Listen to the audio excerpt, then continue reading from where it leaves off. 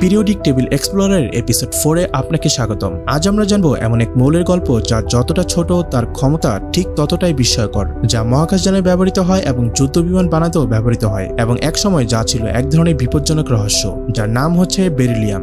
Beryllium, যার প্রতীক BE এবং atomic number 4। এটি একটি হালকা শক্ত ধাতব মৌল যার রং হালকা সিলভার গ্রে এবং এর ঘনত্ব প্রায় অ্যালুমিনিয়ামের সমান হলেও শক্তিতে এটি প্রায় 6 গুণ বেশি শক্তিশালী। এর গলনাঙ্ক অত্যন্ত বেশি, প্রায় 1287 ডিগ্রি সেলসিয়াস, এবং এতটাই শক্তিশালী যে মহাকাশ গবেষণায় বা এক্স-রে মেশিনে এর ব্যবহার হয়। 1798 সালে ফরাসি রসায়নবিদ নিকোলাস লুই ভোকেলিন বেরিল নামক খনিজ থেকে আবিষ্কার করেন এই মৌলটি, যা থেকে এর নাম হয় বেরিলিয়াম। এটি সাধারণত বেরিল ও এমেরাল্ড নামক খনিজে পাওয়া যায়। বেরিলিয়ামের ধুলো ফুসফুসে ঢুকলে হতে পারে মারাত্মক অসুখ, যাকে বলে বেরিলায়োসিস। এই কারণে এর ব্যবহারে বিশেষ সতর্কতা রাখা হয়। বেরিলিয়ামের সবচেয়ে আকর্ষণীয় দিক হলো এর তীব্র শক্তি এবং হালকা ওজন। এই বৈশিষ্ট্যের কারণে এটি মহাকাশযানে, জেট বিমানের ইঞ্জিনে এবং নিউক্লিয়ার চুল্লিতে ব্যবহৃত হয়। এমনকি মার্কিন যুক্তরাষ্ট্রের নিউক্লিয়ার বোমার ভিতরেও একসময় ব্যবহার করা হয়েছিল বেরিলিয়াম। এছাড়াও অনেক স্পেস এক্সপ্লোরেশন ডিভাইসেও এই বেরিলিয়াম ব্যবহৃত হয়, যেমন বিশ্ববিখ্যাত জেমস ওয়েব স্পেস টেলিস্কোপের প্রধান আয়নাগুলো তৈরি হয়েছে বেরিলিয়াম দিয়ে, কারণ এটি তাপমাত্রা পরিবর্তনের মধ্যে রূপ পরিবর্তন করে না। এছাড়াও ভবিষ্যতের আরো উন্নত এক্স-রে মেশিন, মহাকাশ সেন্সর,